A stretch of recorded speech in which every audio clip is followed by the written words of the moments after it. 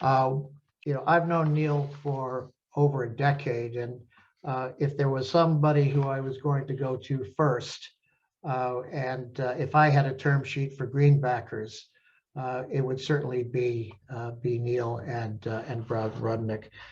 Neil's been doing VC deals for 25 years, both for VCs and innovators, and he and his team close about 20 deals a year, I understand, which over 25 years is 500 deals, which is ridiculous. That's insane. So the stories I would love to hear. He's advised SpaceX, Shazam, Tesla, just to name a few. And he specializes in helping companies from Series A all the way through to their exits. Indeed, he tells me he's closed 5 deals in the past 5 weeks, including 3 exits. So he's a busy guy, and he doesn't have a life, but he lives to close term sheets and a strong focus on the clean tech space as well. So Neil, just to kick things off, in preparation for investment, let's take it from the top. I mean, when does preparation actually start? How far in advance do you plan, and what should be on the checklist? And by the way, Neil, I'm recording this session. For any of you who have questions, do feel free to enter your questions in the chat room. I'd like you to keep your mics quiet, but so sorry, I'm interrupting you as I go. Let's talk about when preparation for term sheets starts and how far in advance and what should be on that checklist. Yeah, absolutely. Thanks ever so much, and welcome to everybody. Some of the names popping up I recognize, so hello to you, and those that don't know me presumably know Robert, and I return the favor. One of the best ways to secure a term sheet is to talk to Robert. In terms of preparation, when do you start? Now let's assume that we're talking about Series A, because if you've already got a Series B or C or D or what have you, the next one is actually an easier process. Higher valuation, lots more money, but it's an easier process because capital begets capital. If you've already got a proper Series A, then you have an institution, and that institution will help you on the next round. Some are better than others, obviously, but so today we're talking about Series A. So Series A takes longer. It's more difficult, much more difficult, because you don't have that institution in there already. Now everybody will, everyone will tell you to prepare, but what does prepare mean, and how long does that take? Well, prepare means get ready for a very, very robust due diligence exercise to happen.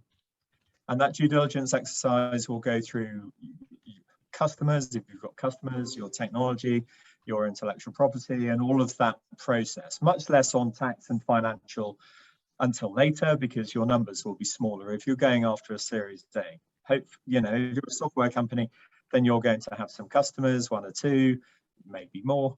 Hopefully more. If you're a hardware company more profound, you might not have any customers at all, but still be very attractive for Series A. So that it will differ. But what will happen is that preparation time, Robert, should be, frankly, we're never given enough time. And what happens very often is that the companies get close to running out of money, think about raising money, and say, right, okay, well, we're out of money in 4 or 5 months' time. Surely that's enough time. Well, that's enough time if you're fully prepared. And put it this way, yeah, Robert mentioned how many deals we do. We've never seen a Series A where a company is fully prepared. Not seen one, not a single one. Over 500 deals, Neil? Yeah, so that you're never going to be fully prepared because there's part of that process going through. But there are, I mean, I jotted down and shared with you, Robert, a sort of top 10 obstacles that we see over and over, and some of them change in ranking order, and couple of them this year, obstacles to securing a term sheet. Now, today we're talking about securing a term sheet. Well, one, eliminate obstacles. Okay, so let's talk about then some of the challenges. If people aren't preparing as much as you'd like. We feel the same. Our guidance is anyone who's about to kick off a funding round should leave 6 to 9 months to do so. It could take 3 to 4 months to close.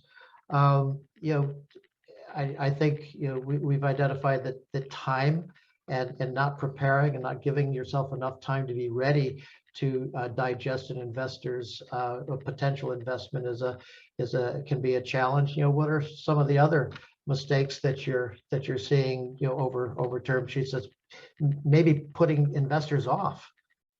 Yeah, absolutely. Oh, Robert, you must be reading my notes. I wrote down 6 to 9 months as well, by the way. 6 to 9 months will be to eliminate some of these issues. So this year, for example, one of the big issues, one of the big issues always is share options. Share options are very often major obstacles because it's a contract for the issuance of equity. Those contracts are very often given to inappropriate people on inappropriate terms without proper advice. Either the accountants get the numbers right but don't get the words right, or lawyers get the words right but not the numbers. And you've got tax and you've got international issues for some companies, maybe not for a Series A, but later on. So share options is always top of the list. It's always the biggest area for cock-up. And in fact, a majority of share option plans that we look at, and remember, we're 50% on the money side and 50% on the innovators company side. So we jump up and down with excitement when we find a cock-up, when we're doing due diligence for the fund, because we're being paid to find those cock-ups. So don't cock up. Share options should be exit options. And if anybody, we don't have time to go into details. Share options. The biggest new issue into the top 3, it's always been top 10, but now into the top 3 this year is because on the 6th of April, IR35 changed. So for any software companies and others, by the way, any officer who has a consulting contract should not have a consulting contract. They have to be employees. And believe me, there are CEOs that tell me that I don't know what I'm talking about. Well, CEOs need to be employees. You won't attract capital unless you're a full-time CEO. Now, there are chairmen that occasionally it can be appropriate, sometimes a CFO, maybe not a CTO, but having officers that sign for the company with consulting agreements, HMRC will see that as a problem. Frankly, it's not even tax efficient anymore, so don't do it. So those are a couple, Robert. We've got a top 10 list, and rather than go through the whole top 10 list, because that could take half an hour, we can share that top 10 list with everybody who is interested in seeing that top 10 list of the major obstacles. But those are 2. Inappropriate marketing. There are no de minimis exemptions for inappropriate breach of securities law. So even if you're, unless you're within a crowdfunding exemption, in which case there's something else. So getting it right is actually pretty easy. Getting it wrong and then trying to fix it afterwards is really, really time consuming. It goes to your valuation, it goes to you as CEOs, it goes to your credibility. So getting all of those sorts of things right, again, it's pretty straightforward for those of us that work on these day after day after day. But again, there isn't a Series A that we've seen that hasn't actually had to fix one of these top 10. Now, a lot of them have fixed them, and by the time they get through to the round, there isn't an obstacle because obviously they close the round. But you will have some of these top 10 present in your company. So as a reward, everyone, for staying until the end, I will paste the URL link to Neil's top 10 tips. But let's move on. Neil, what about data rooms? What are your thoughts on that? We're very strong advocates on it, but in this day and age with with URLs and everything shareable, and we have an investment platform that functions as a mini data room. What are your thoughts, and what should be, how that could probably be a session on its own as far as what should go into it, but I'd be interested in your view. Absolutely. So the virtual data room should be an ongoing process. You shouldn't set it up just for the deal. It should be ongoing. It just saves so much time. If you're starting from scratch, I mean, I've just been asked earlier today which platform to use. Yes, you should have a virtual data room. What should be in it, and how should it be organized? It should be indexed. It should be organized into sections, and those sections should actually accord to the lawyers. I mean, it's not just going to be the legal due diligence, but you'll have financing, and you'll have customers, and you'll have employment, and all of those sorts of things. But they should be organized like a due diligence questionnaire, because you will get a due diligence questionnaire. If you've never seen one, well, you can talk to us afterwards, but you should organize your virtual data room as in anticipation that you'll get a due diligence questionnaire, which is about 25 pages of questions that you will have to answer and then populate your virtual data room. If every time you hire somebody or enter into a licensing agreement or terms and conditions or whatever it might be, then just put it in your virtual data room. It's just, or get somebody else to do it. If you're doing it at the last minute, it goes to credibility. So for example, Robert, if you've already put together, your teaser document, somebody's expressed interest, you're signing an NDA, and then they say, an NDA to what? Can I see your virtual data room? And then you say, yeah, I knew I had to do something, and I better go and build one of those. You're not credible. So be credible, be prepared. Thanks, Neil. I'm just in the interest of time. I mean, we have 3 sections that we're going to try to cover. Let's move on to investor decks. You talked about NDA. I mean, when moving into a Series A, where do you start? Do you start with an NDA or teaser, or a full IM or business plan? Teaser deck first. I mean, we've got a whole platform that we'd like to think addresses this, but you might have a different view. I'm interested in your experience. Yeah, absolutely. So with the clients that we work with on the fund side, they will expect to see a teaser document or investor deck that can be shared without NDA. Typically, they won't sign an NDA until they're at least interested.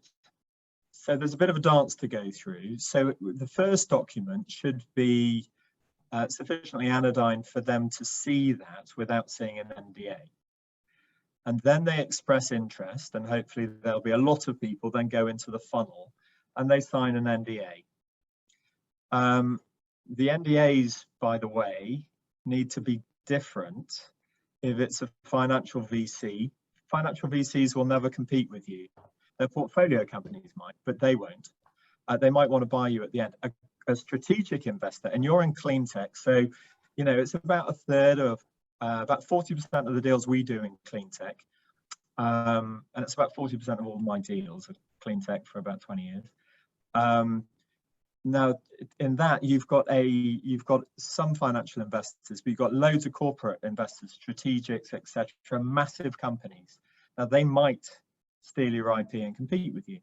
And so, as well as non-disclosure, it also needs to be, and they won't agree to a non-compete. So it needs to be non-reverse engineering. So your NDA, don't just print it off and think that they're all the same, because they're not. So beware on NDAs. So NDA comes second, Robert, after that that first teaser document, which should be shorter.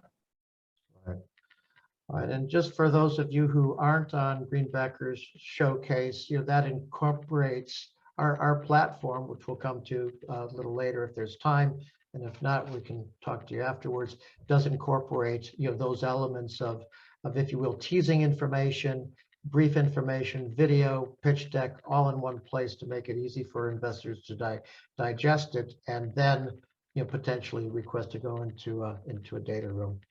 Here's a question that that I as a kind of a hybrid American and Brit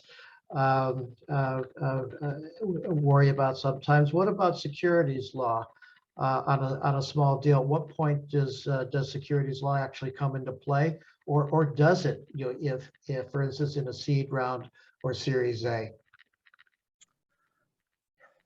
So any regulated securities will then lead to questions about securities law and so Financial Services and Markets Act stuff. And there's no de minimis. So if you are selling one share to your mate in the pub, now there might be exemptions for that because your mate in the pub could be a high net worth individual with a certificate, but you do need to think about that. And so securities law applies at the beginning. If you have marketing documents without a securities law section 21 exemption order, disclaimers on the front, you will look amateur. Securities law applies. Securities law doesn't apply, or other securities law applies to debt, but most of the debt for you will be convertible. It'll be convertible into equity. And so securities law applies because it's convertible into equity. So any equity or anything convertible into it, securities law applies, and you're not allowed to market regulated securities to people who are non-exempt. You're not allowed to. And that happens all the time, by the way. Friends and family, it doesn't matter, right? Well, actually, there's probably an exemption if it's your mum, but there isn't an exemption if it's your cousin. There isn't an exemption if it's somebody in the pub, unless they're pre-certificated. That person could be the richest person that you know, but unless they've got a certificate saying so, it's bonkers, I know. But it's they have to have a form. So when you're allowed to warm people up in general terms, but you're not allowed to market securities to somebody without being diligent in establishing that they're an exempt person. And if they've never heard of this exemption, if you're doing a crowdfunding round on a platform, they'll explain the crowdfunding exemption, which is different. But securities law applies to selling any shares. Now, if you're four founders at the beginning, you're not selling shares, you're incorporating the company together, it's slightly different. But after that, all of these rounds, you need only to market securities to exempt people. Are we talking in the UK? Or are we talking internationally? And how does this work across borders? If you're an English company, English law will apply. And if you have any recipients of those marketing messages in France, French law will apply. There hasn't ever been, nothing to do with Brexit, there's never been any homogeneous securities law across Europe for this. Into America, beware, it's the land of the securities litigator, and we have lots of those and they make me loads of money, so I'm delighted to say that from a business point of view, but it's desperate if you make mistakes in going into America. So beware where you send this, because both English law to the UK company and also the law of the jurisdiction into which you're marketing those securities. So beware. If you're marketing securities into France, it needs to be exempt in France. And not surprisingly, our clients market securities into France and Switzerland and America all the time, and we know what the exemptions are. So ask somebody. And by the way, law is specialized. Don't go to a knee surgeon if you have an ingrown toenail or you need a heart valve replacement. Go to a specialist. Now here's a question from the room. What actually counts as marketing in this context, as opposed to warming up? Or is there a difference? There are two steps. What is absolutely regulated is the investment and circulating documents to be signed later. So that's obvious. And frankly, in America, that's what they really concentrate on. They concentrate slightly less earlier. Here in the UK, it's all about the solicitation. So is it And that's a grey area, obviously, but just apply ethics to your decision. Are you soliciting? So if you're talking to somebody in the pub about your company, they might be a mate of yours, they've already sold their company and they're just being helpful. That's not a solicitation. Now, if they then say, actually, I've got a couple of quid, would you like some investment? Then that's a two-way conversation. You know, from what I've just said, that's not a solicitation. You then say, well, look, that's very interesting. I'm actually going through a marketing in 18 months' time, and I'll bear you in mind for that. That'll be a solicitation later. Now, if you say, oh, actually, I'm just about to close one, I've already got a term sheet, do you want to join? That's a solicitation. So just apply, you know, proper ethics to it. You know, are you actually soliciting? If you're not, then you're probably on the right side, and if you are, then you're probably not. If there's a bit of a grey area in the middle, then beware, and it's best for you to say, oh, by the way, I know you sold your company. Are you an exempt person for Section 21 of the Financial Services and Markets Act? Obviously, you don't say it like that, but that's what I would say. Okay. I'm conscious of time here. So, sorry, Al Gray is saying, so basically anything that results in a sale will probably be considered soliciting. I would say that that's correct. Most lawyers would say that's correct. I think that's overly cautious. So you've practically got to, you know, anything that leads to a sale. You know, if somebody says to you, and I'm interested in investing in your great company, and you say, we're doing around in 18 months' time, I'll chat about it later, it might lead to a sale, but that's not solicitation. So, you know, ultimately, you know, the fine print matters, and what actually goes into the fine print on your Section 21 really matters, and how you articulate it. That's exactly right, and it's oral as well as written. Although it's quite difficult to do the disclaimers, the securities law disclaimers, if it's a mate in a pub. Got it. Okay. I mean, guys, this was meant to be a quick hit, a little bit of insight from one of, in my opinion, one of the best in the business. You know, we're going to you know, probably pull this to a close right now. However, there's more. I'm just going to get this up and running in front of you. Neil mentioned a couple of top tips, and I'm just going to send you a link to Neil's top tips right now. I'll also send it to you, you know, after the session. If I can do that. No, I can't seem to do that. So I'm going to stop my share, go back to the notes section, and there it is. I'll just, well, let me post it now. I think it has. Maybe it hasn't. Well, what I'm trying to, I'm sending it to Glenn at Low Carbon Fuels. I'm not sending it to everybody. There it is. So there's Neil's top tips. I'm also going to just spend a second telling you about our next session. Again, it'll be a quick hit, but what we're going to show you is not only some insight into securing a term sheet, but the next session will be with Sarah Mullaney, one of Neil's partners in Brown Rudnick, and this is going to be about key term sheet terms. So all of the gotcha expressions that you might want to be aware of and look out for. That'll be on the 5th of October. All of you on the call will get invitations to it, and if you're free, you're very welcome to join us.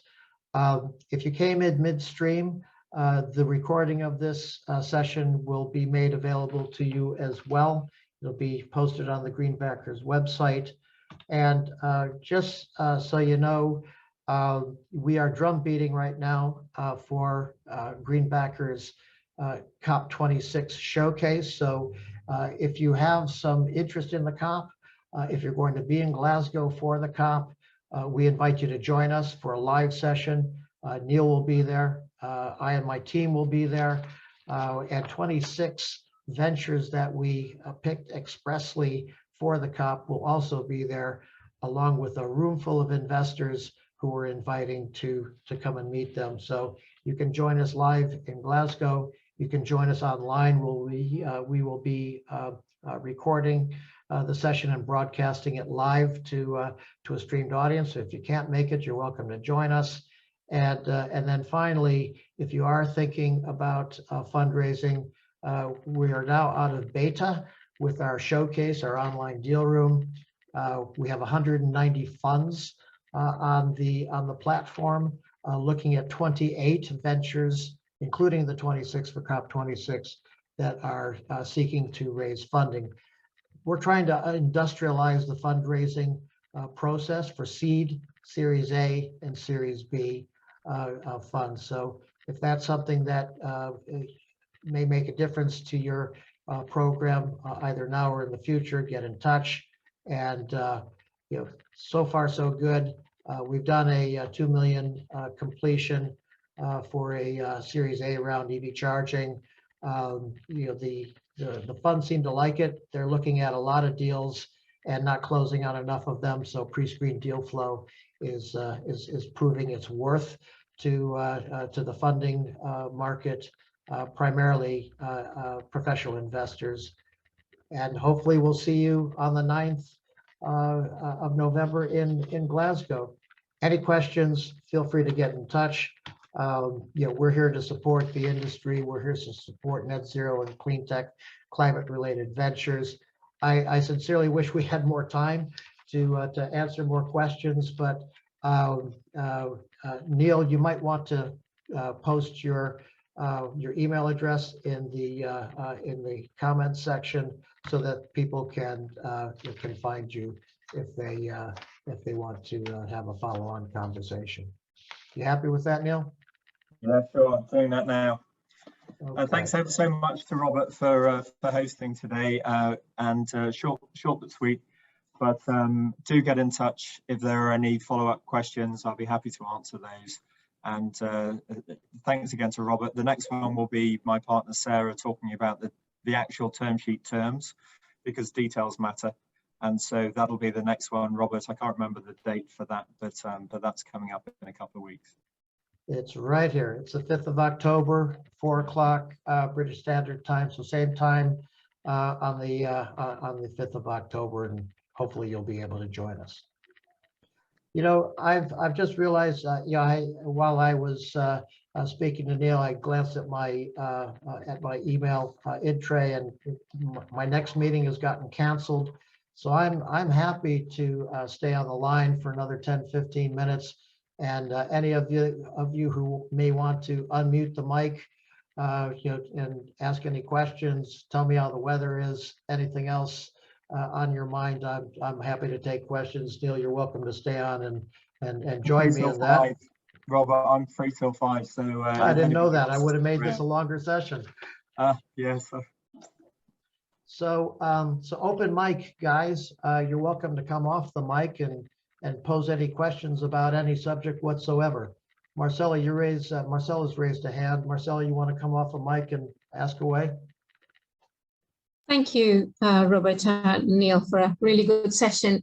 I wanted to ask about the platform that you have in beta, and what kind of investor, what kind of businesses are the investors looking for in terms of it's energy, but is it also, for example, regenerative agriculture, that kind of thing, enhanced weathering? Yeah, so ag tech is a clean tech subsector. We have ag tech opportunities on the program. I was speaking to an ag tech investor today who's just come onto the platform, is interested in forestry remediation. So yes, it's quite broad. If it's got a green or blue hue to it, we're interested in it. we're very definite in the companies that we take on board and allow on the platform. And we do screen the investors as well to make sure that they're bona fide and active funders. 250K minimum investment. So this is not crowdfunding, or if you wanted to compare it to crowdfunding, it's a more grown-up crowd, later stage funders. Thank you. And Neil, Robert? one of these days, I'm going to have to share with you that platform so you can see what it's like in practice. Sorry, is there somebody else who wanted to ask a question? Yeah. Hi, Robert and Neil. Thank you for putting this on. It's quite interesting. We're moving into the seed round for a mining waste cleanup is what we do. And so I was wondering if you have any opinions on safes versus term sheets, just in general. Yeah, I do. Shall I? Yeah, please, Neil. So for a seed round, you can either have ordinary shares. They should be ordinary shares. Seed rounds shouldn't be preference shares. Number one. Secondly, you can have a safe or an advanced subscription agreement, as we'd typically call them in the UK, safes in America, but it's the same thing. They're very, very brief documents. It's equity only, and it's accounted for as equity, unlike a convertible loan note. So if you've got money from the future fund, it's a convertible loan note, it's accounted for as debt. Now, a lot of people will say, oh, it's just like equity, it's equity risk. Correct, but it's accounted for as a debt, it's a note. And so safes or ASAs are miles better than convertible loan notes. And some people say, oh, they're the same. They are absolutely not. From a solvency point of view, it makes a massive difference as to when you're forced into raising that Series A. You might not be ready. You might need a customer. You might need your 100th customer. And so having a safe, the safe is quick, easy. You know, our fee, believe me, our fee is about 1/10 on a safe or an ASA as it is on a Series A. So that's a good reason to, and frankly, you know, we make the money later on if we help you become big companies. So it's in everybody's interest for you to use safes or ASAs, but be careful with the marketing of that, as we've discussed today, and the terms matter. And by the way, the most controversial of all those terms is the cap in valuation. So I've got a question from Al Gray, and Al says if there's time, he'd be curious to hear a bit more elaboration about share options as exit options. Al, do you need any more input from Al? Do we want Al to elaborate on that, or do you want to respond? No, that's okay, because he mentioned exit options. So for private companies, share options need to be able to be delivered at exit. And what does that mean? So on an IPO, by the way, you flip it up a level into a new PLC and float the PLC, or on a trade sale, you sell 100% of the cap table. Not 100% of the shares today, but all convertible loan notes, all future fund stuff, all share options, warrants, all of these things have got to convert. You have to guarantee that you can deliver 100%. Now, most, sorry, any accountants on, but accountants will tend to print off a listed company share option plan, which will have, because it's permissible from a tax point of view, which will have on a change of control. After that, you've got 90 days to be able to, the holder of the option, after the change of control has 90 days to decide whether or not to exercise their option. Complete disaster. Because you've got to know that you can deliver 100% of the cap table. So that's the biggest issue, bar none, that we see. Now, if you're doing, if that comes to us a week before everybody knows that you're doing an exit, that means that the person holding those options has massive leverage over you. And they might be fine, they might not be. And very often they're disgruntled, or they're greedy, or they're difficult, or they don't understand. And so you have to amend those share option plans, and doing that well in advance means it's non-controversial and it's easy to do.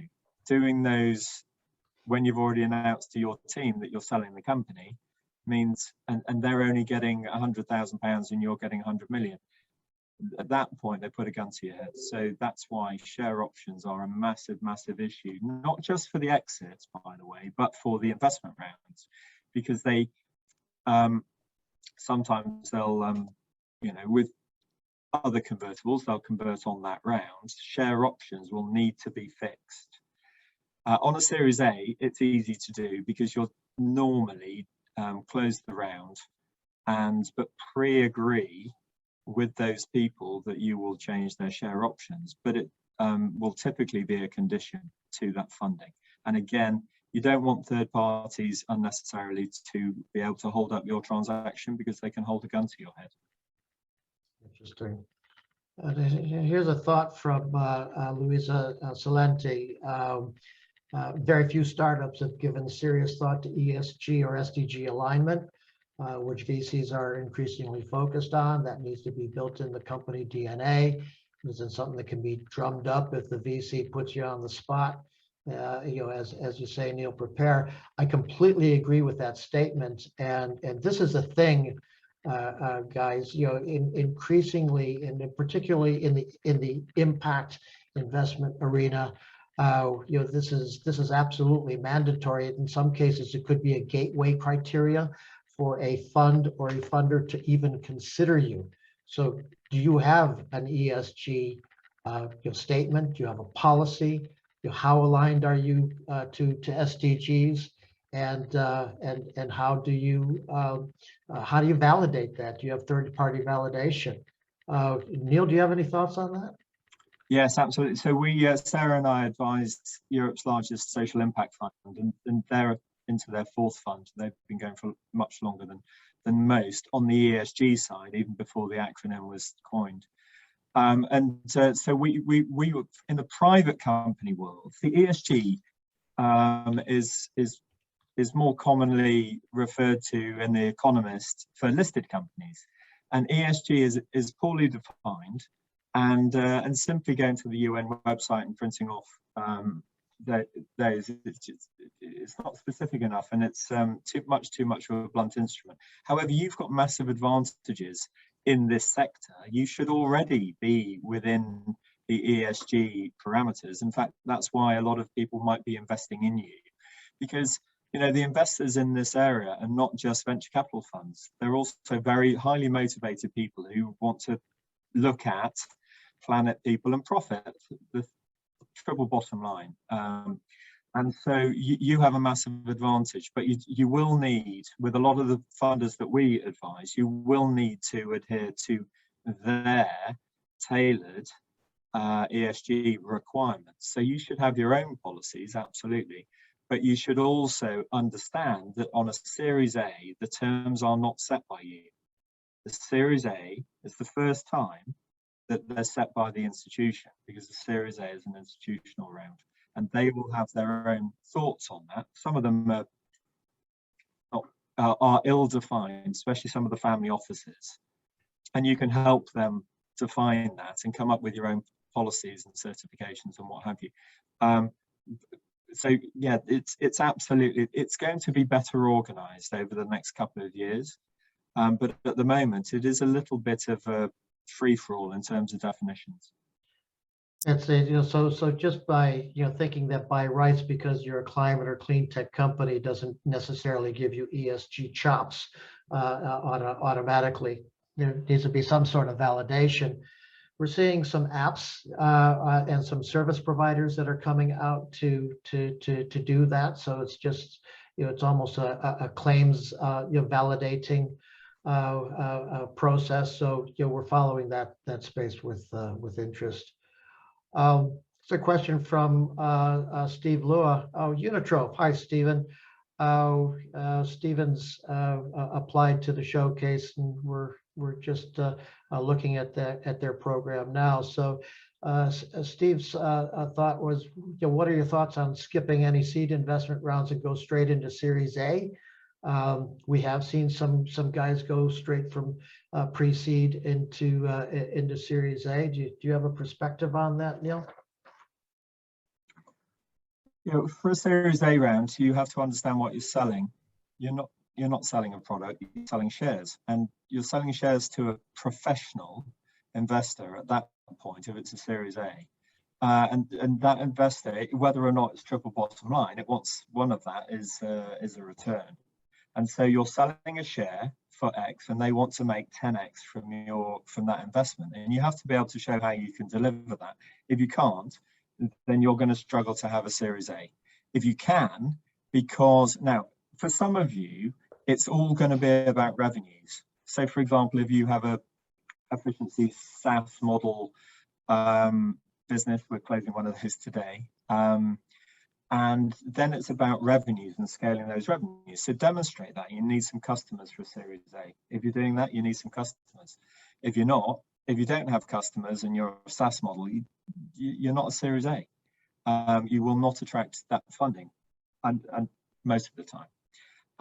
However, if you have the cure for, the environmental equivalent of a cure for COVID, then you might not need customers because it's all about intellectual property. So, and a lot of hardware businesses will be in that category. And so it's about IP. So concentrate on what you're selling. You're selling shares, but underlying that, what's going to drive the valuation? You're going to have to understand that in a pretty sophisticated way. If it's all about the IP, you need an IP strategy. And IP strategy isn't just where you file your patents. An IP strategy is how you turn that into money. And that's a topic for another day. In fact, I think our third session, Robert, might be about IP strategy, and that's coming up in November. Be happy to put that on the on one of the agenda items for that session. Yeah, guys, we're only feeding you one session at a time, so we haven't actually put the agenda together for the third session, but the second session on the 4th of October, term sheet terms is very well defined. I can tell you. I love this question. It's from Max.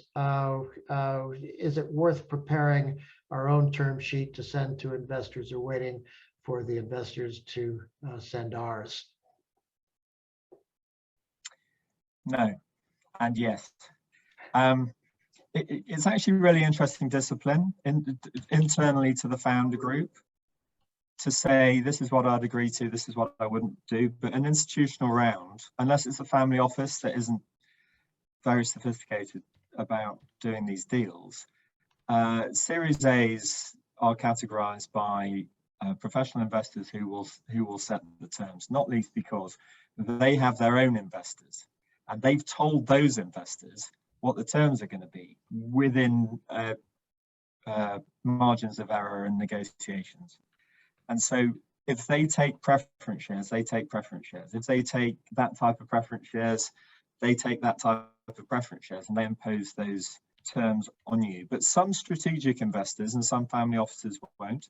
So sometimes it is worth coming up with your own term sheet. I think it's a really good discipline internal to the founder group to come up with a term sheet. We do this with when we're company side pre-series A, we'll send them an all singing, all dancing, the worst term sheet they could possibly see. We've got millions, not millions.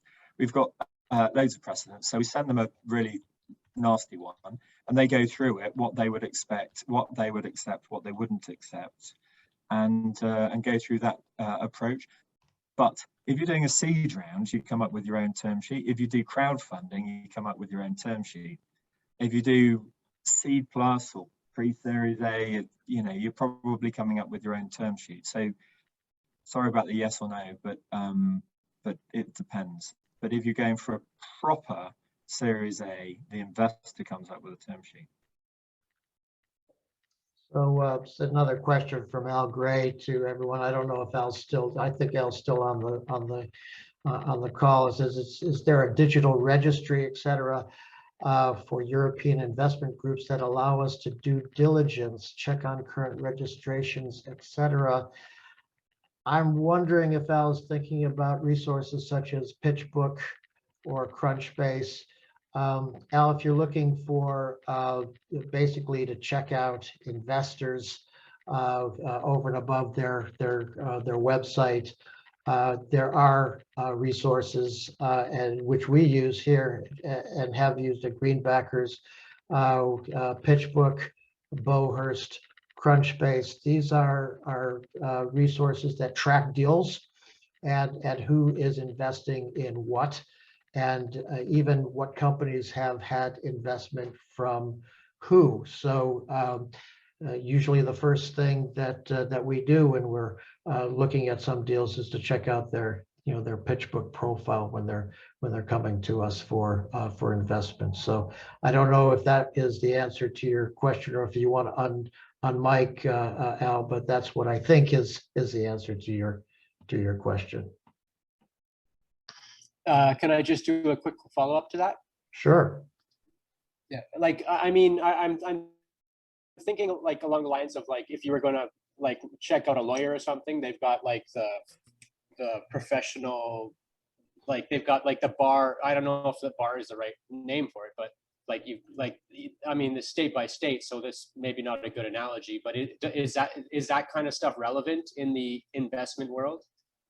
It is with investment funds. They're all regulated, and you can go to the FCA website if it's UK. Each are jurisdictionally constrained. So if you're in the US, you're talking about the SEC. So that's all public. If it's a strategic investor, they won't be regulated in the same sort of way, because most of them aren't actual funds. So they're not actually holding other people's money. They're just a captive for their parent. But if they're a strategic investor, it's probably a company you've heard of. Other than that, people like Robert, who knows most of the investors in the market, ask him. Well, or don't ask me, because I don't want to, 120 of you guys asking me who invested in what deal. But I do appreciate the sentiment there. We do what we can. The good news is that there are resources to help you track who's investing in what. The bad news is there's a cost. I mean, PitchBook subscription, costs about 25K sterling a year. Bowhurst is a less expensive option. Crunchbase is kind of in the middle between. You can ask your advisor if they've heard of it or if they have access to it. We tend to charge a wee bit for for that type of advice and guidance, but it's part of our service. So in other words, for companies that qualify to come on to our showcase platform, and Marcella, I put the link on in the chat area for you to look at just a few minutes ago. For companies that we feel are investment ready, we think they're fundable. We think that our investors are right for them, and we have 190 funds as of today on the platform now. It's really meeting its promise. Then and only then do we start charging for participation on our platform. And as part of the get ready to participate on the platform, we do things like look at the available investment landscape to try to game the system in favor of the ventures that come onto the platform. So are there any other questions? I'm just looking at this. Thanks. A lot of thank yous. Series A through Greenbacker Showcase suitable for companies based in Germany? Yes. We do have German companies already on the platform, and German investors as well. So to answer your question, yes, and Brown Rudnick has support internationally. You have offices in Germany, Neil? We're in France and America. France and America. Okay. Paul Kennard, simply.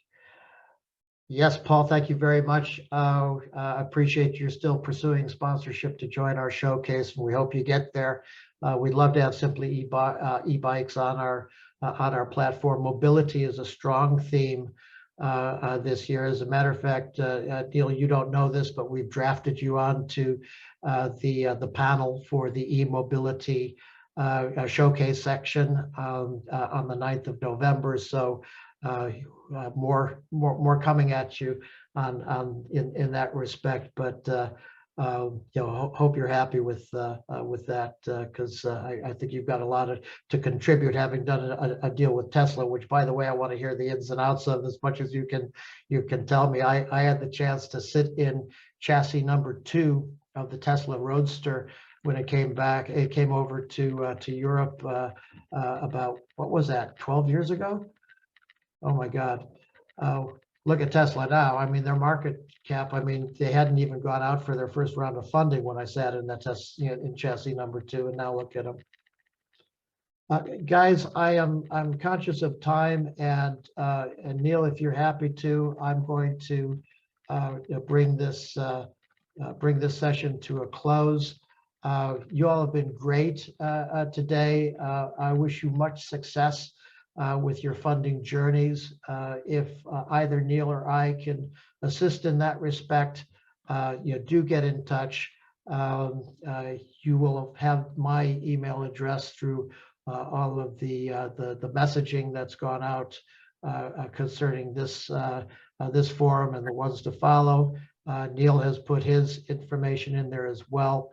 I'll send a wrap up, and also for those of you who didn't download Neil's top 10 tips on term sheets, I'll send a link in the email follow up to that as well. Tomorrow, because it'll take me a while to edit this session, we will post the recording of this event. So if you joined in midstream, or if you joined at the end, don't worry. We'll share with you the meat of this session, so you can play it back at your leisure. And I think I'll just close that on the phrase onwards and upwards. Keep pushing. Don't give up.